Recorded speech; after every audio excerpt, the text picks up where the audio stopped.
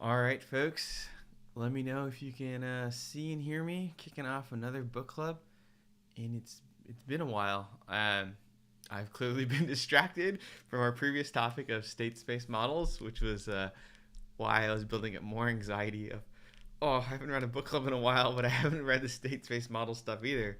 But in this book club that we're now switching to, you'll hear why. But nonetheless, all right, looks like it's all clear. Luke's telling me that we're good, so let us just jump into it. Today's going to be a kickoff session. A lot of it is going to be actually a focus on you, letting me know which parts of this book club are interesting to you. I'm still Bayesian, so this is my priors of what folks want to learn in this topic, but we really want to tailor this to what you all want, because there's so much going on, and this is our club. We can make this our area where we learn what we want to learn about large language models and AI. So let us jump into it. Hello, Rahul. Glad to see you joining in from DC, as always. All right. Oh, I always forget that on. I gotta do a hack. All right, one sec. There's a whole funny thing about screen sizes. My screen is 16 by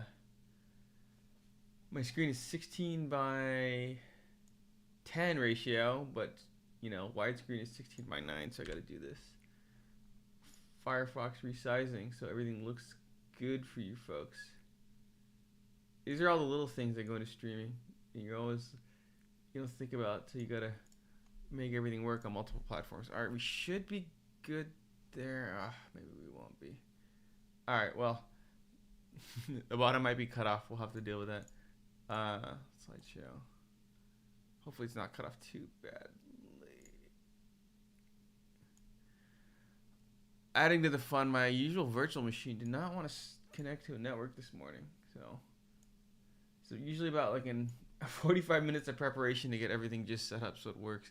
All right, it looks like all the resolutions and stuff are correct. You folks should be seeing everything that I'm seeing, which is important. And then, do I have my screen? Yeah, let's do a video overlay for now. All right, so we're just gonna talk about why I'm doing this. I think a couple folks asked me you're supposed to be Bayesian. Why would you run a book club on neural nets and deep learning? So we're just gonna address those two right off the bat for long term book club folks. Some of this will be repeat for you, but for anyone that's just joining in, I should frame where we've been and what we're doing. We'll talk about what we're going to try and do in this book club, which is building this knowledge framework. I'll do a quick session on terminology because words like AI and large language model and whatnot are fairly overloaded now. And since there's so many people talking about it, depending on the context you're in, they can mean different things. So since I have to use words to communicate to you, at least initially, let's talk about what those words mean, and then we'll talk about future session roadmap. As always, if you have anything that you want to chat about or you have any questions, just post them straight into the chat. There's a slight delay between when I'm talking and you see them, so it's nice to get these questions queued up. I didn't have an image for today because we don't have any material for the kickoff, but there will be one for the next sessions. So why I had to really search deep for this one because usually my thing is something to do with statistics and things like that, but I realized it's really just not just statistics that's cool. It's really just applied math. So you can use applied math to build these drill rigs. There's a lot of mechanical engineering and equations and buoyancy calculations and structural steel calculations that are used to make sure that this enormous piece of steel structure does not sink into the ocean. It's stable and it's safe. If you guys ever want to do a book club on mechanical engineering, we can, but it's just, I don't know, it's just so fascinating, right? You can describe these things with beam bending equations and elasticity, and that's how we can build structures like this, and they work. You can do this for rockets. So for rockets, there is the rocket itself and the rocket equation to make sure that it goes up into space. But then there's also the entire supply chain to build a rocket. You can characterize how long it takes to build each individual part. You usually have to get something into space up by a certain time. So, for instance, if you're trying to get something on the moon or Mars or somewhere else in the solar system, you have to know where the planets are going to be, and then you have to build a rocket in time to match when Mars and Earth are in a certain space, so you can launch it actually and get to Mars. Like, so there's a lot of the astrophysics which you need to line that up, but you also just need to build it in time to meet that window that you can launch in. And this is quite important when you're trying to get to things that are far away and are also moving super fast, and you can't make any U-turns because you'll run out of gas. And if you miss, you die. So really don't want to do any of those things. Tons of math used in restaurants. I think it's underappreciated, but there's just how many people can show up. When you go to a restaurant, you expect an experience where you get the food you want. You don't have to wait too long, and that it's not too expensive. A lot of factors to make sure all that happens. So applied math can be used there as well. And then, there's this company called Google, which uses applied math everywhere, like all over the place. Almost everything at Google has applied math in it in some component. Like even the organizations that you wouldn't think of that have applied math use applied math heavily because there's a lot going on, and math helps you make sure you do it right. I know that's a fairly generic overview, but essentially it's really cool because mathematics lets us do all these things, right? We can understand the world, we can make it better, safer, and cheaper for a lot of people. This isn't just a Bayesian or frequentist or statistics thing. It's just really neat that you can use math and computation to do all these sorts of things. And so while I was thinking, while I was having this sort of crisis about the state space model book club, and then also, people usually labeling me as Bayesian, I was like, why is it that I am so compelled by this particular topic? Some of it is situational, which we'll talk about in a second. It's let me put in the full webcam. It's definitely taken over my life in numerous angles. So we'll talk more about that later. But the topic of large language models just keeps coming up over and over again, and then more generally generative AI, which is another term we'll talk about. But I still, independent of it just being present, right? I could have done anything else. I could have stuck with the state space model book club. I was like, why do I want to do this one so badly? So turns out I realized that it's because in my career, while most recently I've been Bayesian, and that's probably where folks have seen me in the public context, where I started my career was with applied maths to build drill ships, mechanical engineering. It was really neat to be able to describe the world with that form of mathematics or that application of mathematics. Then I worked at SpaceX, and I used applied mathematics in numerous contexts to plan rocket supply chains. That's where I got my start in Bayesian statistics, but it didn't have to be Bayesian statistics. I was using math even before I knew what Bayes' rule was at SpaceX. I use math at Sweetgreen to help optimize the restaurant. There's a ton of Sweetgreens in DC, New York, so if Rahul or Luke are ever hungry, there is still probably some of the systems I deployed at Sweetgreen still running, and at least some of the concepts to help at least Rahul and Yuri get food. No Sweetgreens in London yet, so sorry, not Luke, Yuri. And then now I work at Google, and I use mathematics all over the place. No surprise, Google is one of the companies that is a pioneer in the large language model space, and it's doing a lot with large language models. So at work, large language models have become a bigger part of my job. I'm working on them in numerous aspects, and I need to learn more about them, or I really should be more well-versed in them. I do want to point out, though, this is a book club that is not affiliated with Google, other than we're using YouTube's platform. So, but it's a personal book club, and it is not. I'm not a representative of Google right now. I'm really just a person that wants to learn this, and I really just enjoy learning with folks all over the place. And I wanted to keep this book club going. So, for me, that's my role in relation to Google for this book club. But I also just am an open source contributor. So I'm quite interested in these topics because there's a lot of cool open source code out there that you folks can use. I think I've talked about RVs and PyMC a bunch. Those are the go-to when you think about me from the Bayesian side. But I try contributing to a lot of libraries like Pandas and SciPy and all the others. The two that'll be relevant for this book club is JAX. For those who are part of the state space model book club, know that JAX is a strong carryover from the Dynamax library we're using. And the one on the right is Flax. That is a neural network framework that I've now also provided some contribution to. And it'll be one of the ones we use here. So to summarize all that, that's really why I wanted to learn. I just felt so compelled by LLMs. There's the simplest answer I can give is that, they're happening for me at work all the time. It's a topic that's moving quickly for me, and it's a wave that I should be on top of, and I don't want to get run over by it. But also that I just really like applied math. Like, I don't know how to word this other than applied math is super cool. And I also think Bayesian statistics is underrated, and it's something that I wanted to put more out there. But to answer the question for those folks who kept saying, or at least were telling me, like, why you're Bayesian, why are you switching to another angle? I realized I'm not making a switch. I'm just continuing on this arc where I think it's really cool that more and more math is going out there to make more and more things possible in the world.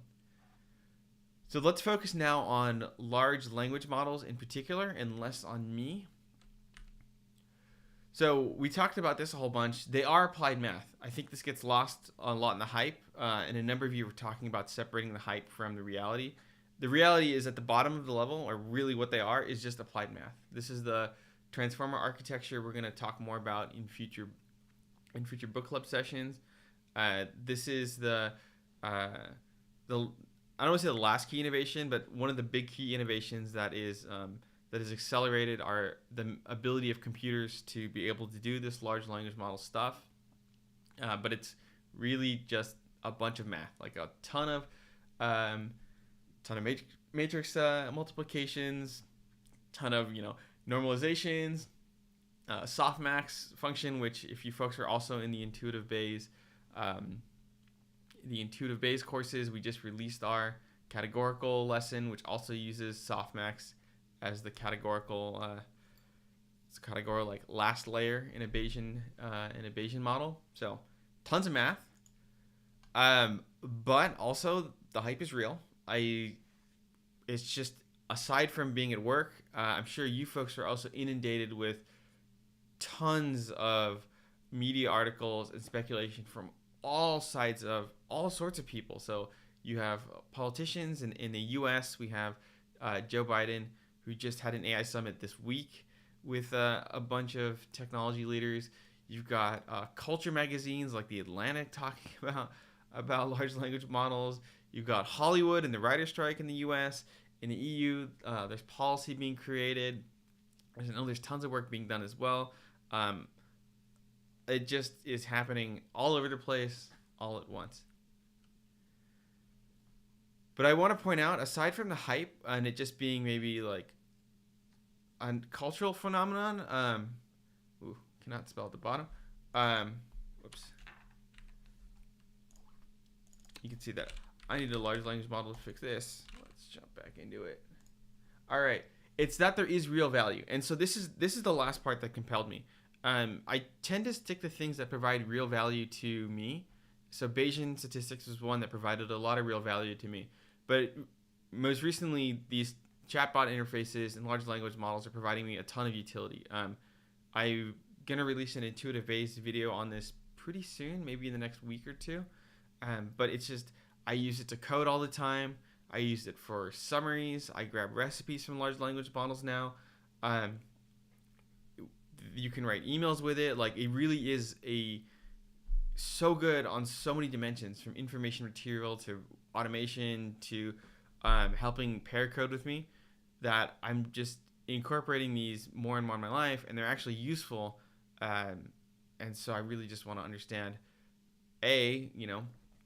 more about how they work, and I have a pretty strong knowledge, I think, right now, but the space is moving so fast. Again, I want to keep on top of it, but I also want to get better at understanding how I can make them work better for me.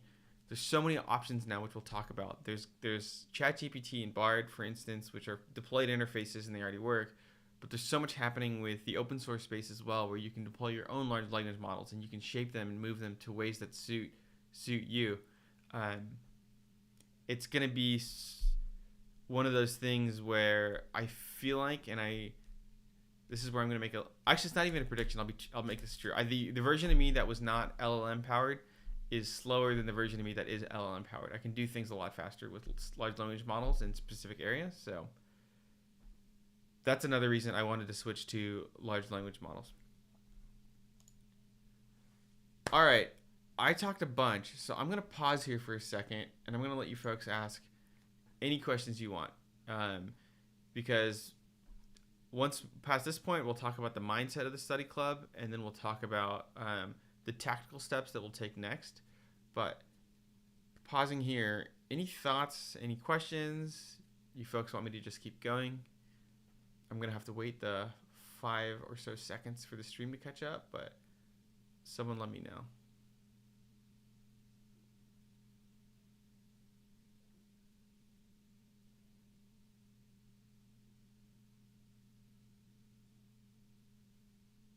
All right. Either the stream is really delayed today, or you folks are really, really excited about what's to come next. So let us get right back into it then. So I'm going to say there already is a lot of stuff going on in the large language model space in terms of resources and education from folks that are super smart and have been doing this a long time. Two that come to mind are like Anja Karpathy, whose series you're going to reference, and also Sebastian Rashka, who has an excellent book and actually a number of good video tutorials on this space as well. So all those resources are out there. What is going to differentiate this club is the mindset and our starting position in all of this. So rather than talk about it directly, let's talk about it through bicycles. So I assume most of you are familiar with a bicycle, but there's a number of ways we can go through this. Wow, I'm gonna pause actually because the stream is really delayed today, it seems, or at least the chat. So I'm gonna get to the questions that came up in the chat overlay first, and then I'll talk about what we're gonna go through. So Rahul asks, can we ever implement these LLMs on our systems, or would we always be limited to using APIs? Rahul, that's an amazing question. I'm actually so glad you asked, because part of this book club is not just what's out there, but it's helping inform people like you what is possible. And I don't know what you folks know already. So we'll talk about more of that in a second. But something that's going to be really useful is the knowledge, is me knowing what you don't know, so I can help fill in the gaps. So Rahul, you can implement these LLMs on your system directly. There's actually a number of paths now, and this space is moving super quickly. So just to give you some quick history, it's always been technically possible to implement your own LLMs, but ChatGPT really blew the doors off the space a couple months ago, late in October or November last year, and then now like so many companies and organizations are making this possible in different ways. So we're going to talk about all the different ways you can architect your own LLM system in this book club, from using an off-the-shelf API to implementing different pieces of it, and so you can Lego block it however you want. So that is going to be a topic we're going to go into deeply. Chad says it's all very interesting. How to quickly incorporate LLMs into coding, underlying neural network architecture, applied math is intrinsically fascinating. Okay, so I'm glad, Chad, that you enjoy the applied math angle. We're definitely going to start with the applied math, because when you understand that, then you can understand how the whole system works. We're going to build from the ground up rather than start at the leaves. Chad asks, how can you incorporate LLMs into coding? The consumer answer is that you can use one of the pre-deployed LLMs that are already in a number of systems now. There's a ChatGPT plugins for VS Code or PyCharm. What I do actually is that's one way to get code completion in an editor. Another way is I just ask one of the chat interfaces questions. So I say, how do you generate this? How do you generate that? That's the current way that I do it. But again, part of this book club will be, I'm actually really interested to get a personalized LLM that understands my coding style and then starts completing my own code. Like, it is trained to what I'm doing. I'm not there yet, but I certainly feel like that's the direction that the world is going to trend. And also, personally, that's what I'm most interested in, right? Is as these systems evolve, how can I make it work for me rather than just getting the generic solution? Because I want to word this. It's like right now, a lot of the LLM space is like a one-size-fits-all T-shirt. But eventually, the things that suit you the best are clothes that are tailored to you. And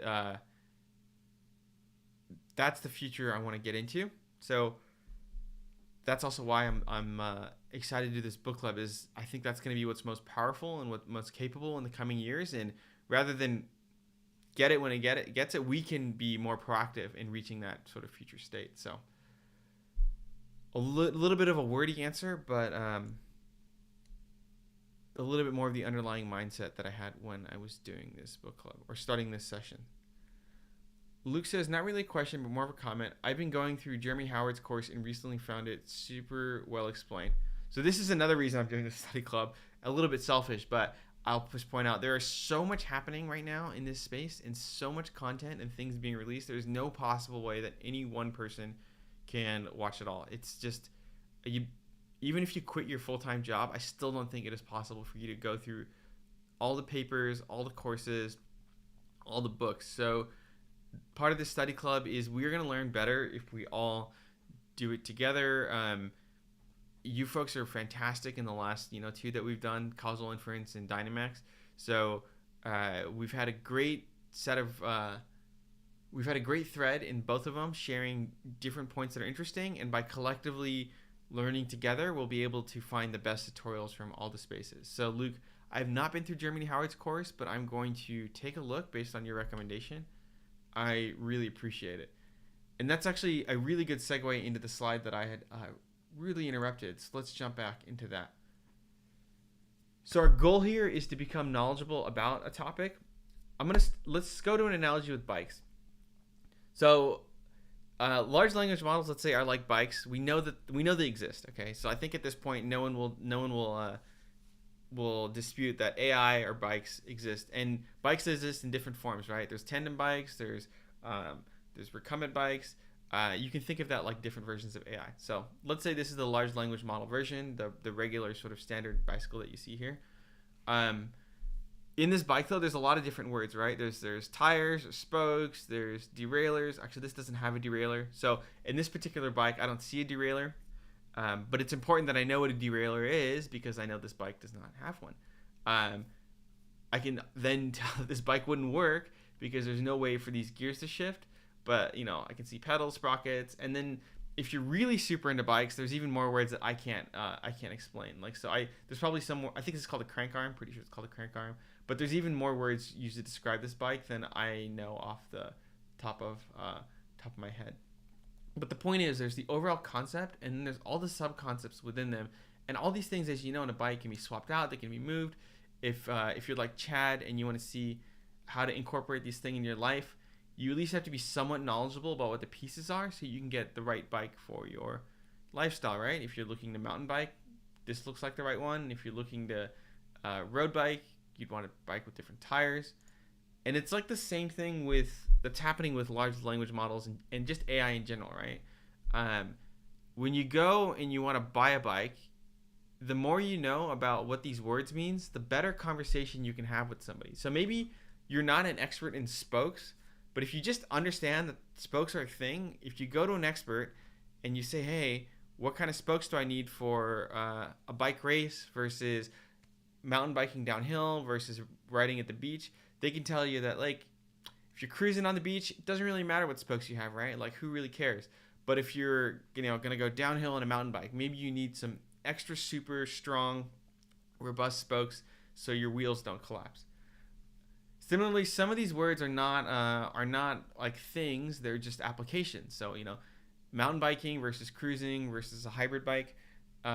These are different styles of bikes, but they're also different way bikes are used. So a mountain bike is used both on a mountain and as a type of bike. A hybrid bike, though, is not a thing, right? There's no like hybrid thing, but it's a combination of a bike that is good a little bit off-road and a little bit on the street. I have a hybrid bike that I bought when I lived in Madison because some of the roads were a little bit rougher, and I wasn't trying to go as fast as possible, but I was trying to just navigate the landscape that I had in Wisconsin, which has no mountains, by the way, so did not need a mountain bike. But by understanding these words, it's important because you can have you can learn more quickly because you know what to look for and how the words relate to each other, and you can have the conversation with people as well, right? You can go into a bike shop like a REI or Kathmandu or whatever bike shop is near you and engage with experts and engage in the conversation. So we're going to try and do the same thing here in this book club. Rather than just talk about LLMs as a hype thing, I'm really going to try to get through at least these words. This is like the minimum set of words that we're going to get through in this book club. Some of these I have better knowledge of than others. So like tokens, I have a pretty good understanding of, and tokenizers. But parameter efficient tuning, so actually there's a typo here again. But the point being, I want to dig more into parameter efficient tuning, learn more about what it's about, supervised fine tuning, what these words mean, and so we can fluently have a conversation. And as the large language model space keeps moving, rather than feeling overwhelmed by a bunch of acronyms and words, we can understand what they all mean. With that, though, we're not going to be focusing on any specific detail like a whole ton. So there are literally entire PhDs on just parameter efficient tuning or tokenizers or things like that. At least papers written that take many months to write. So we're, at least initially, we're not going to just focus on just sprockets for like 2 months. We're going to try and, again, build our way up over the next couple of months. I'm hoping the first phase of this book club takes less than probably 2 to 3 months. So by August, we'll be good with the first round. From there, we may then stick to a specific topic if we really need to learn about it. But initially, we're not going to be deep diving into any one area for weeks at a time. The other thing is we're going to get hands-on and build intuition by actually riding a bike. So it's one thing to I'm going to keep this GIF on. It's going to make me laugh, so you're just going to have to watch me laugh a whole bunch. But it's maybe I'll turn it off. Okay. It's one thing to learn by just reading the things and sitting on the sidelines.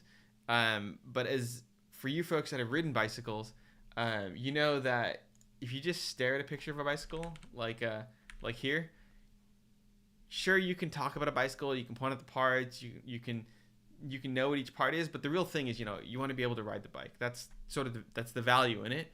And so we're going to be doing the same here. I'm going to work hard to ensure there's a lot of applied code in our large language model book club. For the question that Rahul had asked, we're going to be implementing our own large language models and deploying them on our computers. It's becoming much more possible. So Rahul, probably in like a week or two, maybe even next week, you'll be running large language models on your computer and interacting with them if you follow along, which I hope you do. So we can learn hands-on, and we can learn through practice, not just through words. And the last bit I want to say on this area is that this is not an empty analogy. I just listened to this podcast from 99 Invisible. It's actually one of my favorite podcast series. And they actually talked about how bikes were really controversial when they started coming out. So going through the list here, bikes weren't designed all in one shot. You've seen their bikes before the current bicycle iteration came out, which is, I guess, called the safety bicycle. I learned from this podcast. You've seen other versions of bikes, right? There was the penny farthing bike, which is the really big one that you see sort of hipsters ride these days. But that was around for a long time. That was a bicycle, but it wasn't very practical, right? And then there was direct drive bicycles, which came out, and that was, I guess, the next iteration. And then finally we came to this iteration that is now, we take it for granted, but is now super useful and practical. This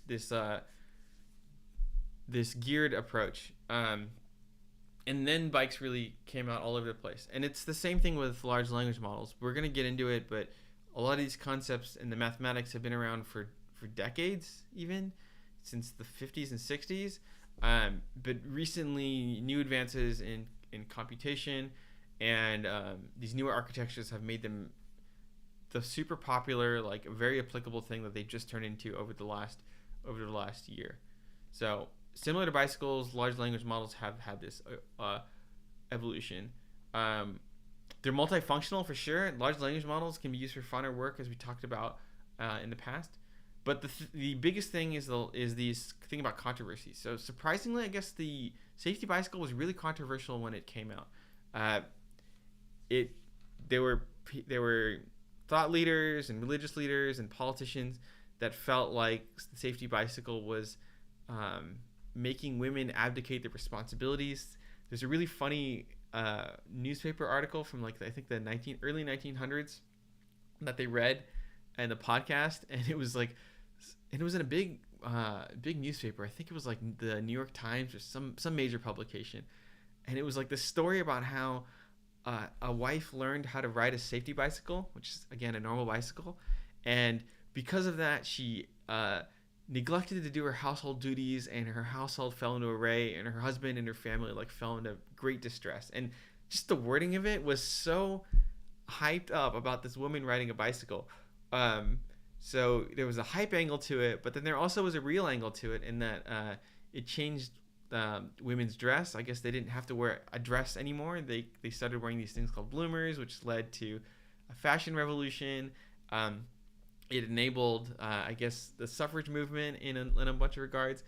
And it just, for something that seems so, technologically simple as a bicycle, it caused a lot of, controversy. And the same thing is happening with large language models. It's a piece of technology that is causing a lot of controversy. It's just, a lot of folks have so many takes on it, and with some of the hype that we saw earlier. And the last point is that bicycles are still controversial. So even now there's questions in New York and London and DC and certainly in Los Angeles about how where do bikes get space versus cars? Should they be used? There's a climate change angle. And I feel like this is going to be the same thing with large language models. Like they are here. They're being iteratively designed, and they're still being modified. So we want to learn how that's happening. It'd be good to learn about how they're used for work and play, because they're likely useful to you in some regard, and could be even more useful to you over time. But they're very controversial, and they're still going to be controversial. And being able to engage in the discussion in a meaningful way is how great policy ends up being shaped. So we get what we want out of it. And that, when I mean we, I mean like each individual. You'll be able to be informed to then have vote on large language model bills or legislation, or when folks ask you about large language models and conversation, you can have a informed conversation about them. So because this space, I have to say I don't think this is happening with state-space models in the same regard. I don't think people are not having a ton of controversy about state-space models or asking about it at dinner parties and things like that. But for large language models, it's certainly reshaping society actively. So with the analogies, I want to now talk about what you're going to get out of this concretely, because then we can take it from hype and why we're doing this to what you're going to get out of it. We definitely want to get to the core facts of the technology. I want to share them with you and certainly reinforce my own understanding by having this book club. That will help us separate the hype from the reality. Luke had mentioned that, and somebody else had mentioned that in the discourse thread. So separating hype from reality is a core key goal of our book club. Being able to deploy and run your own large language models is going to be this as well. We talked about learning hands-on, so this is the best way to learn hands-on. But also, this might be the most useful way for you guys to use large language models. So for some of you at work or at home, rather than connecting to ChatGPT or Bard, you may find it to have more utility to run your own large language model and train it on your own data sets, your own emails or whatever you want, which is certainly possible. And then another facet is understanding how these models are designed and shaped. So a lot of the conversation ends up coming down to how these models work and how they're shaped. So at the core, we're going to see this next week, or actually 2 weeks from now. The most basic large language model implementations are essentially the same, but what makes them interesting and different, and where the differentiation is coming in, is how were they trained, what are they trained on, what were the objectives when they were being used, what were the objectives during training, and that is correlated with, how are they going to get used, how do they get misused, how do they work or not work. So we really want to understand not just the core of it, but how they sort of come together. If I give you my Bayesian stats analogy, it's there's one thing to understand Bayes' theorem. Like, it's one thing to see the formula and just see what it is. I mean, there's only 4 terms. It's really boring. But there's another thing to be able to take that idea and then understand how to shape a model in like NumPy or PyMC to make it useful for what you want. So we'll do the math part for sure, but we also want to talk about the modeling part and the training part. As I alluded to in the last slide, I think for me the most important outcome is not the mathematics or the code, but it's because there's so much happening in this space. I would love folks in the world to be informed citizens about what's going on, and this is the way I can do it, right? Is if you folks understand large language models better, then you can explain it to your friends. If you understand what AI means, and more generally, you can better explain it to your friends and your family and your moms and your dads, whoever's around you, so they can make smart decisions about how they want to interact with the technology, or as society is actively deciding how and where to use this technology and who can use it and what the rules are going to be. You can be somebody who is able to separate the hype from the reality and help people make informed decisions. All right. So let me read the chat real quick before we jump into the next section. Chad says, adoption of these things has been fascinating. Systems theory around adoption and extinction of examples. Adopting time zones is also controversial. So, yep. Exactly what Chad mentioned. When these new systems come out, even if they seem not controversial, there's always some level, there's always something going on. And with large language models, there's a lot going on. So you're correct there. Luke says the discourse around large language models can be strange. It's weird how our brains anthropomorphize them over other generative AI that uses image-based media. So there's definitely a philosophy angle to this as well. You're going to hear me anthropomorphize them. We'll talk about this more in future book clubs.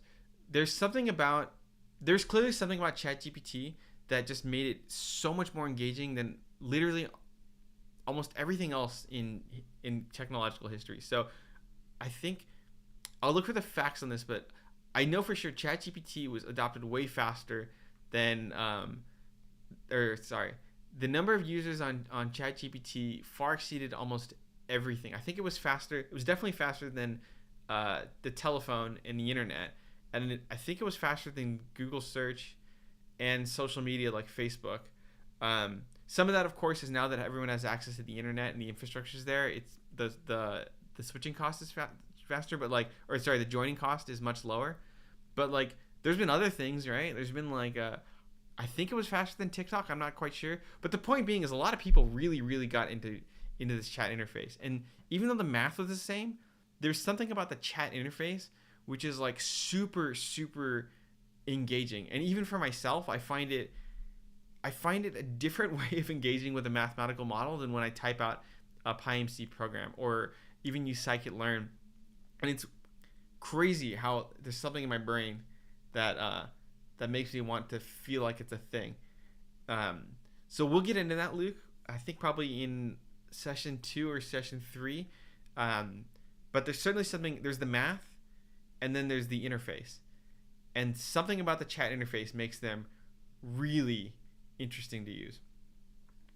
So I'm glad you brought that up. I'm gonna file that in my back of my head that we have to come back to this topic.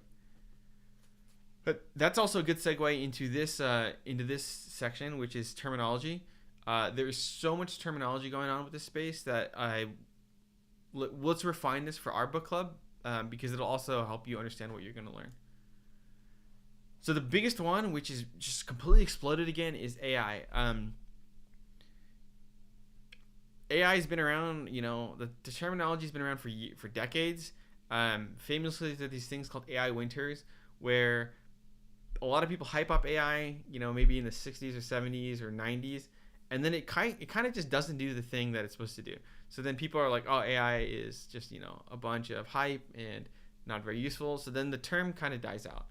And then since 2012, I guess, is the last time that it started coming back up. And, you see AI this and you see AI that.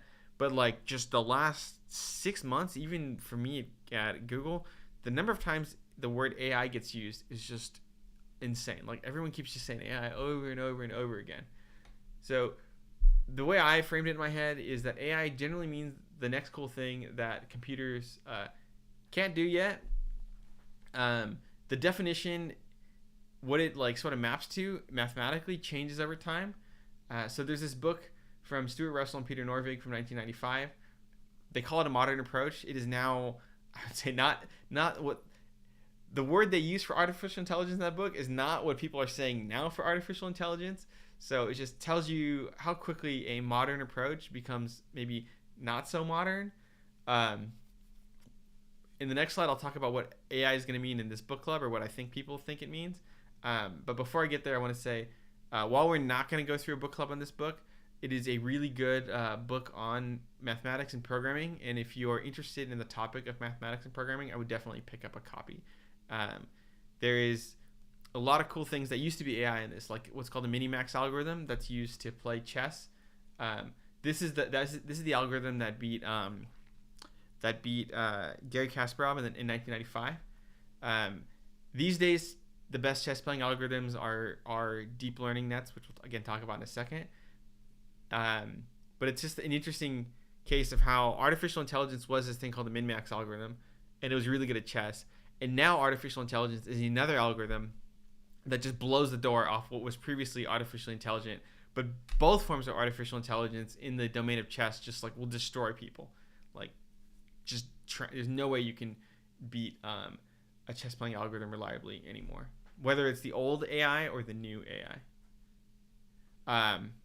And the last point being is, this is a really good book. So if you haven't gotten this book, it's worth it as a programmer to go through these. It's a great way to learn programming. All right, so now we're going to switch to what is, I think, the new modern wording as of literally 6 months ago, because everybody's saying AI. If it's a non-technical speaker, there is, I think, like if you read it from like Vox or Atlantic, or I don't know, even like I think even a bunch of YouTubers like Casey Neistat or whatnot. It's just a computer that can do things better than humans. So it's something that can write scripts better. It's something that can maybe make art better. Just a thing that is better than humans. And the biggest term people talk about is AGI, artificial general intelligence. It's one that'll be better at humans than everything. So, that's what the biggest, most vague definition is that everyone talks about. If you're in marketing for a company, it's just literally the hype word for algorithms. So I think Spotify just said that they have an AI DJ, which is always just like, it makes me want to facepalm, but it's, the exciting thing for folks. So even though literally an AI DJ could be used to describe the already existing DJ software or whatever algorithm they were using internally, which I have no idea what algorithm you're using. But now, because AI is hot, the marketing department throws AI into like anything that probably has any algorithm of any type, in my opinion. But if you're a technical person, which is the approach we're going to take, it's going to typically mean something that's backed by a deep learning net, which is a neural net model. Here's a picture of one. So I think a few of you probably are familiar with this. It's actually going to be really important to know how many of you are familiar with this, because we're going to be talking about this type of model architecture a lot. But for technical folks, when they hear the word artificial intelligence, it usually means something that is backed at this time by a deep neural net, which means a very big neural net of some type. Now, there's a bunch of different architectures which we'll get into later, but it generally artificial intelligence means neural net these days for technical people. Another word that's thrown around a lot now is generative AI. And I want to point out generative AI is actually what got me super fascinated with this topic more than anything. So I should have listed this term, but there's a term called discriminative models, which can discriminate from one thing to another. So for a long time, models have been able to, especially neural nets, have been able to classify whether something is a tree or a dog or a cat or whatever. Even though it feels recent, it's only been 6 years. It feels like it's been forever, but that's a lot of what neural nets have been doing for prior to last year. They would just discriminate like one thing or another. And for me, frankly, I've never really been that interested in discriminative models, whether it be statistics like hypothesis testing or AI or whatever you may call it. I personally don't feel like discriminative models help you have a foundational understanding of the world or make you as a human smarter. They're just really good at like classifying things or making predictions, but you don't really know what is going on with that prediction. This is why in this book club I've always appreciated the causal inference, which is meant to, help people understand what's going on. That's why we were doing the state space model book club. That's why I like Bayesian statistics. But now with generative AI, I realized I still have no idea what's going on in the model. And it turns out most people still have no idea what's going on in the model. And in certain forms of generative AI, like this one, you don't really know what's happening. But with large language models, even if you don't know what's going on in the model, it still helps people understand things more cleanly. So I've found that large language models have helped me speed up my understanding of how computer programs work, question answering, and like various topics. And so they do something other than just discriminate. Large language models generate text, which improves my understanding. And I went way off into a rabbit hole there, so let me back up a little bit, back to generative AI. The difference between generative AI and discriminative AI is that generative AI, as it's being used in nomenclature right now, generates something new that previously just did not exist. So a human could look at a picture of a tree and a dog and could tell that it's that. A neural net just made it really fast to automate that particular task. But now you can use neural nets to generate pictures of trees and dogs, which is really crazy when you think about it, that you can tell a computer to generate a dog and then it can do so. And you can do this in tons of domains. Just last week or a couple weeks ago, somebody generated a cover of Drake of another song, and Drake didn't actually sing it, and there was a bunch of legal questions around that, and the song was very popular. A lot of people listened to it. And it's the same with this picture. So it's kind of cool that I typed in generative. Oh, you can't see the text at the bottom, but I typed in generative AI on Bing, and I got this image. This is not actually. Let me cancel out. So I got this image from a generative AI from the Bing Image AI editor. Okay. The last piece of terminology is large language model. And so not so fun for this club in general, but it has no formal definition according to Wikipedia, which I think is the most neutral source on this topic. So what we're going to define large language model is basically the first line here, which is any language model consisting of a neural network which has a ton of parameters. And so I'm not even going to try and nail down a formal definition because there's really no point. But for the purposes of this club, we're going to take the first line here. And we're going to talk about how to build this neural net and then what self-supervised and semi-supervised learning is. This term just keeps shifting. So if you have a definition or you thought of it a particular way, and I'm not covering the part of large language models that you think are part of large language models from your understanding, let me know, because maybe we just have different definitions of what large language models are. That's what I got for terminology. A more boring and dry section of this particular session. If there is a piece of terminology that I did not espouse upon, please let me know, because it is important that we are able to communicate effectively in this book club, as we talked about previously in the bike section.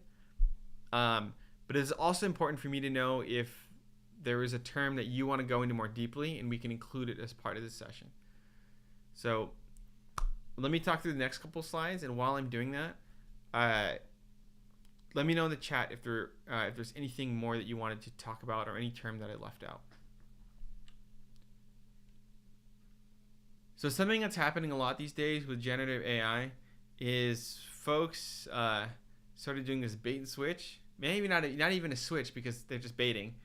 And I want to, come clean and say that I used ChatGPT, the slide that was too previously passed. And the scary part is maybe some of you guessed it, but probably most of you didn't guess it. And that's something that's also now fascinating with generative AI, is that it is generating things faster than people are able to tell that it's being generated. So as folks know, I like to keep my slides short. So in this case, I use ChatGPT to generate a slide about generative AI.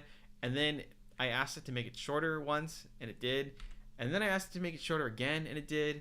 And I have to point out, it was faster to do this than it was for me to actually type up the slide. So like literally, it was way quicker for me to create a generative AI slide, wait for it, and then make it shorter twice, and then copy and paste the slide than it would have been for me to actually think about this topic, type it in, typo check it, and then put it in. So at every stage of a slide development, from ideation to actual typing to proofreading, the large language model makes it faster for me to do that task. It's just like insane for me, super practical, and something that I think we're going to start seeing a lot. All right, we are at our last section of this particular book club before we get to the final Q&A. So as you know, in this book club, I don't like to just talk about things. We're really going to do a lot of doing things.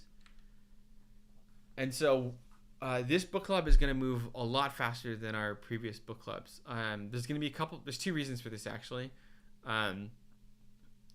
One is that, here's one. One is that I've already been studying LLMs for like 3 months now, studying them side by side by state space models. And so I now have a corpus of material that I want to run through with you folks, and that'll be the first initial session. So in that sense, I've already sort of pre-cached the topics that we're going to talk about and the material for them.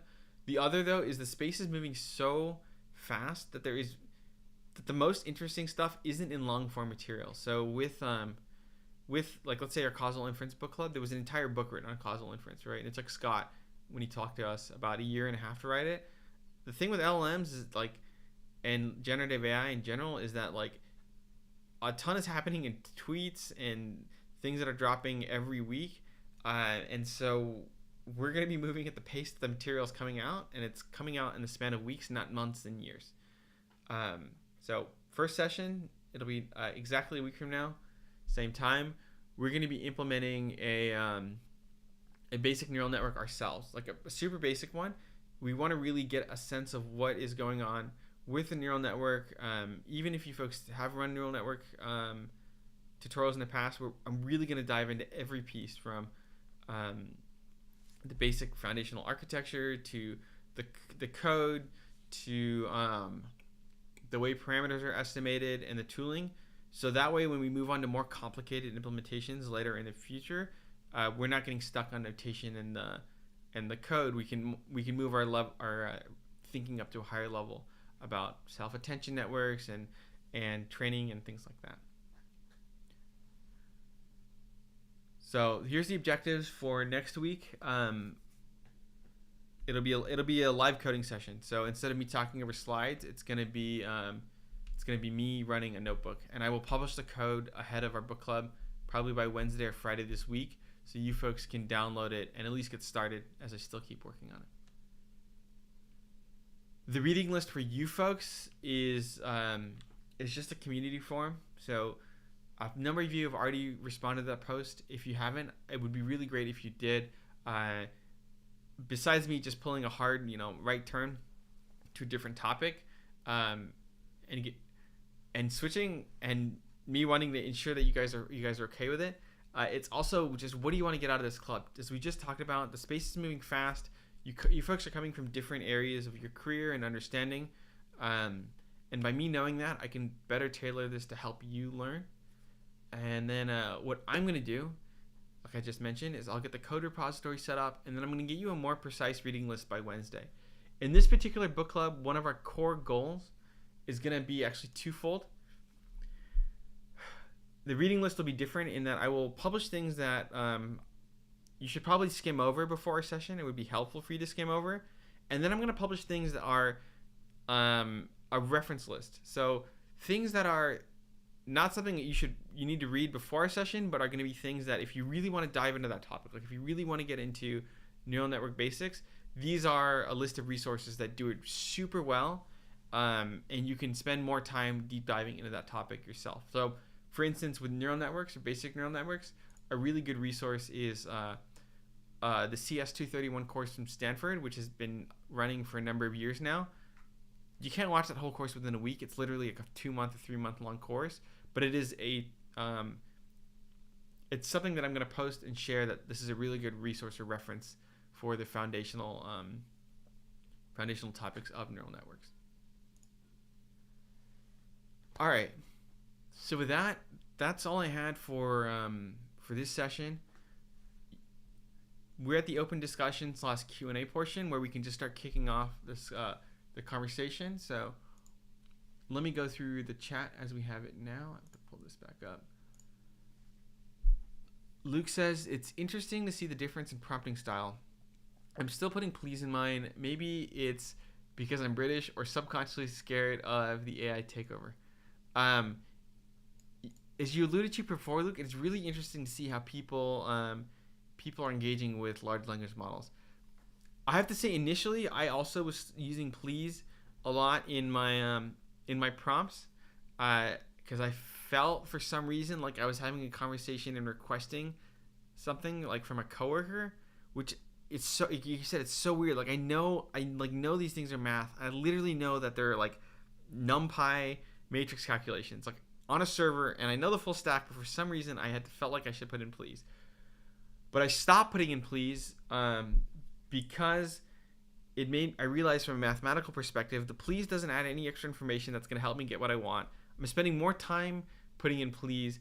And then tactically, which we'll talk about later, is that when you add extra words, you're actually reducing the amount of useful information at the context window, which means foundationally, mathematically, you're more likely to get a worse answer. So it's bad for you to put filler words in like, I would like you to please make this shorter, or please, dear chatbot, amazing person, make this shorter, because you really just want to pack in as much useful signal to the model in as short of characters as you can, because of the context window. Now, I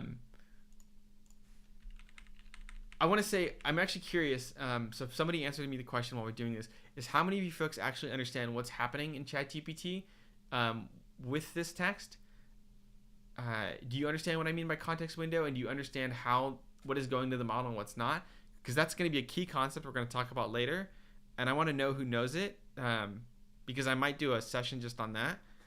But to go back to Luke's question directly, because of that understanding, I've stopped putting please into ChatGPT or Bard. I just know that it makes my predictions worse, both at least theoretically for sure, but maybe practically.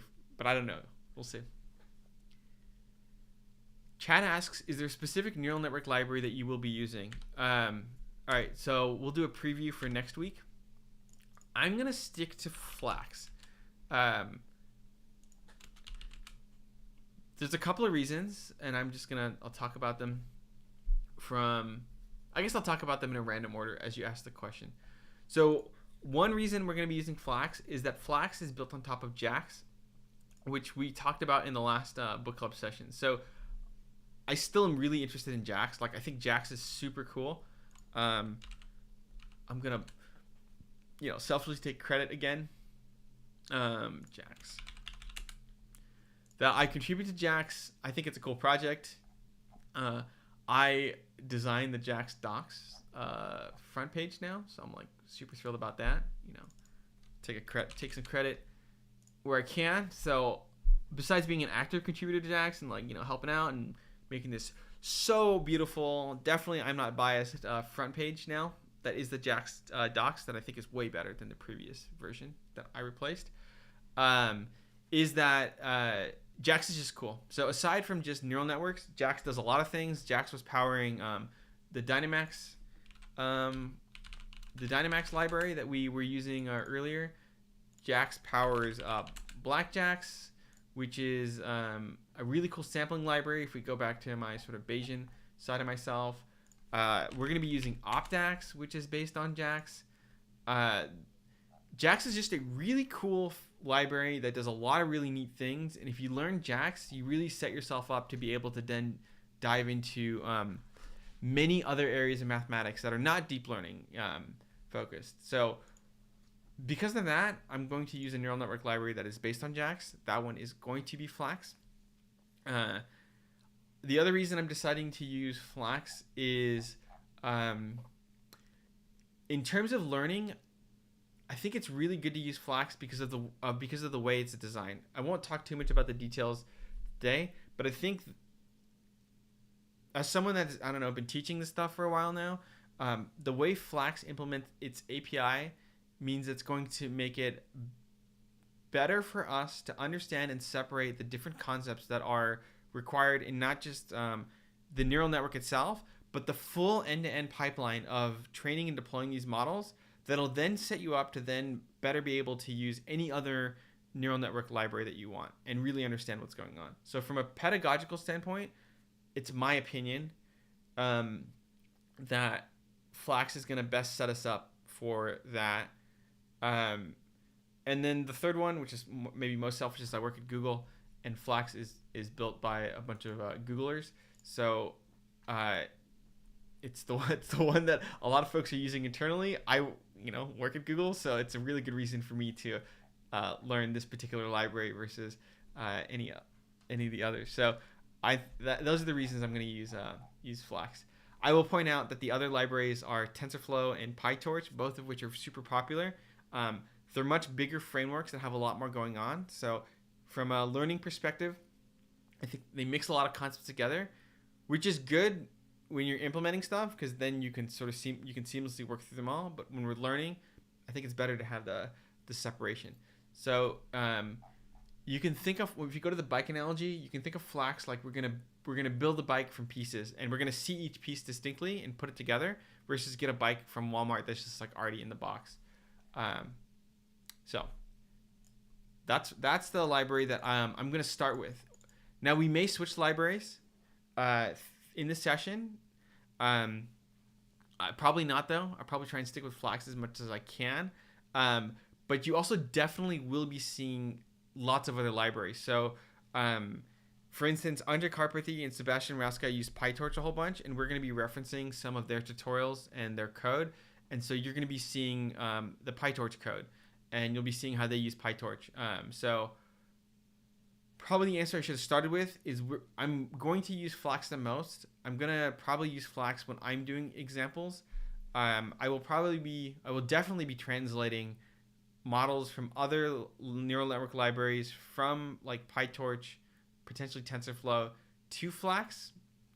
But you're going to see all sorts of deep learning libraries used. So we'll get a good exposure to the big ones.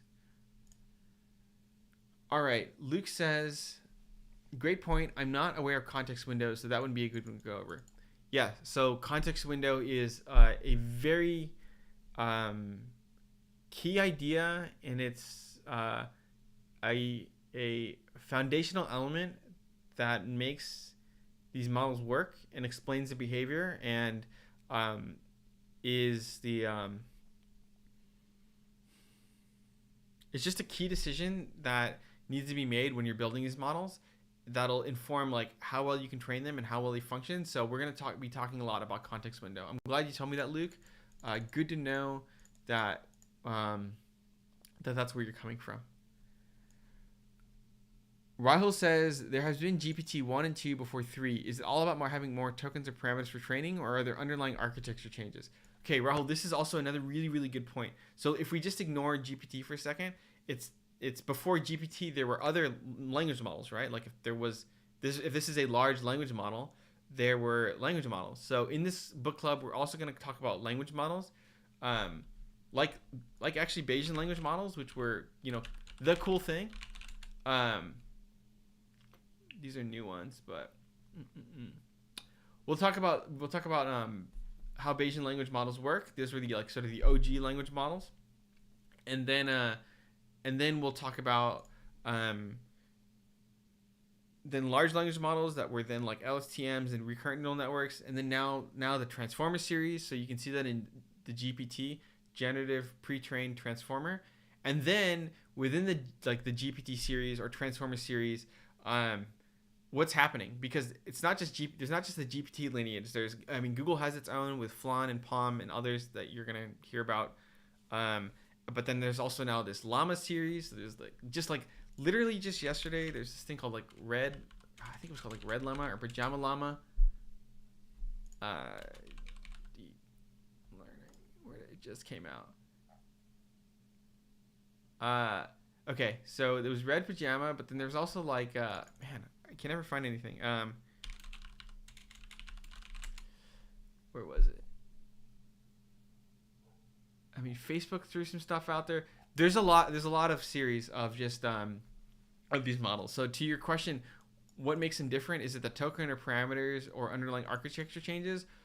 We'll be talking about that, not just with the GPT series, but across series as well. Let me see if I can find it. Large language model tree. Okay, so Sebastian Raska. So we're talking about Sebastian Raska. This was published just last week. Here we go. This is, by the way, this is already out of date. There's already been more things that have been published, but just the lineage of different large language models. We'll be talking about what encoder decoder means. As you can see, there's a branch here, but just what is going on when there's this model versus that model versus some other model. So, all right, I've got these topics here. We've got foundational stuff, which is neural network libraries from Chad. We've got terminology about context windows from Luke, and Rahul is interested in both, I believe, deployment and in how to separate and understand the difference between one model from another. This is good. I'm already learning here. I'm super excited. I'm actually ridiculously excited for this. All right. What other questions do you guys have? What else can I answer about large language models? Or what questions do you have that you want to get answered in this book club?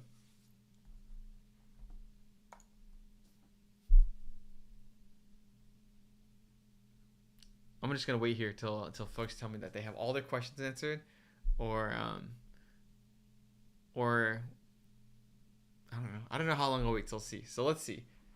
You folks, you have your questions answered? You want me to answer any more, or do you have any opinions about where you want to push this study club?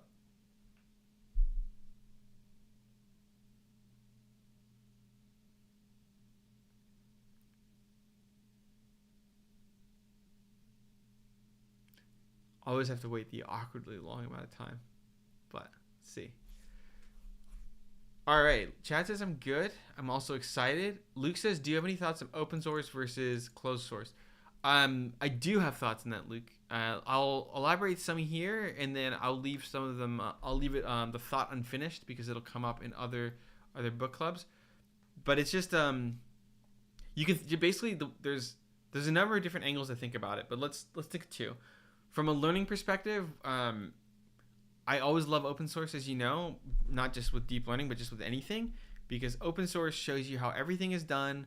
There's no hype. You can really dig into things. So when I was learning Bayesian statistics, when I go through PyMC or NumPyro, I love open source because the ideas are out there. I know exactly what's happening. So in this book club, while we're going to talk about how closed source models, we're going to talk about closed source models like GPT. The truth of the matter is, like, we're never going to learn exactly what's in GPT because we can't, right? It's just not there. OpenAI has it hidden behind their doors. I'll point out at Google, you won't learn everything about what's going on with that code base because I can't show it in a public book club. But with open source models, we can. We're going to be going through open source models because we can really dig in, see all the pieces that are implemented in each layer. I have a number of open source models I've already sort of pulled up that I found interesting, and I want to dive into them deeper. So we're going to go through that. So from a learning perspective, we're going to focus a lot on open source models because they're open source and we can go down and talk about them. Of course, we'll talk about closed source models some, but there's only so much we can talk about from a learning perspective. From a code deployment perspective and a user perspective, there's so much happening so fast. It's hard to separate these thoughts. So one way to think about this is it's like leasing a car versus buying or building your own car. When you lease a car, you're subject to whatever that company wants. So if they're gonna recall your car and take it back, if they're gonna change something, they have a restriction on the number of miles that you can put on a car when you lease it. You can't modify it the way you want to. So it's nice to lease a car because it's sort of prepackaged and it's done. But it's cool to build your own car because you can do whatever you want with it. You can drive it as much as you want. You can customize it. And so from a user perspective, open source has the benefits and the downsides that you can customize and do what you need. I think the key thing was ChatGPT was the best available closed source model in like last October, and now Google has Bard as well. And they're really good. I mean, they're super good. They're probably one of the best. But it seems like open source is catching up in quality. So for a long time with open source, it's like, getting a car professionally built from the Ford factory versus making your own. You would think the Ford factory can do it better, and I would argue that Ford can probably build a better car than any of us can in our garage. But there's so much happening on the open source space that that the quality argument might not be as good anymore. And also, if I bring up my window again, and I don't think I showed you. I forgot to show you this picture, but the point being is that the quality. It feels like the quality gap is lessening, and honestly, it's moving so fast. By the end of this book club, maybe open source models are better. I just don't know. So I have some preliminary thoughts, Luke, as I mentioned. So for learning, definitely. For usability, the world is changing so fast, like week to week, that I'm going to have to give you a different answer every week.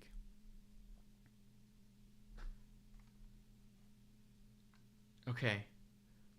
With that, I think if there were any other questions, they would have come in by now.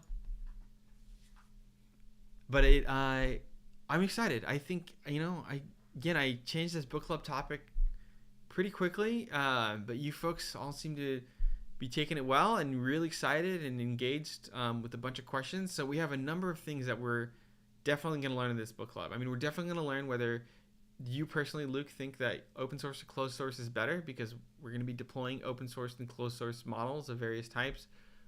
We're going to learn a lot about context windows and fundamental things like that. We're going to go through neural network architecture, and honestly, in this one, we're all going to learn together at the same pace that the world is learning, because the things that people know about large language models is going to change week to week throughout this book club. So it's going to be an interesting one, much more on the forefront of technology than our previous two topics. So my ask for you folks, if you don't mind, is, let me pull up the slide again one last time.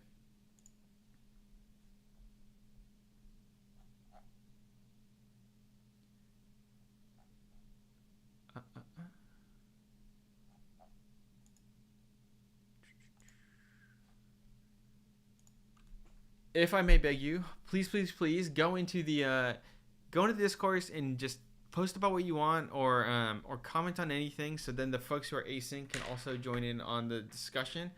Um, if you see anything cool, just post it in Discourse as well. It can't hurt to just have all these extra material in there, especially as all of it's coming out. So I think, Luke, you had mentioned Jeremy Howard's course. Go in, post this course, tell us what you like about it. It'll help me even, because I don't know what to look for in Jeremy Howard's course, and I certainly will be going in and posting more about what I've found interesting and what we're going to be covering. So look for my post and my emails on the repository, which I'll be sharing in the next couple of days, and I will see you folks in 1 week. Almost our quickest turnaround on a book club session yet. So super excited. Really glad to have you folks stick with me and all this craziness, and see you in less than 168 hours. All right. You all folks know where to find me. I will wish you a great Sunday wherever you are, and see you next week.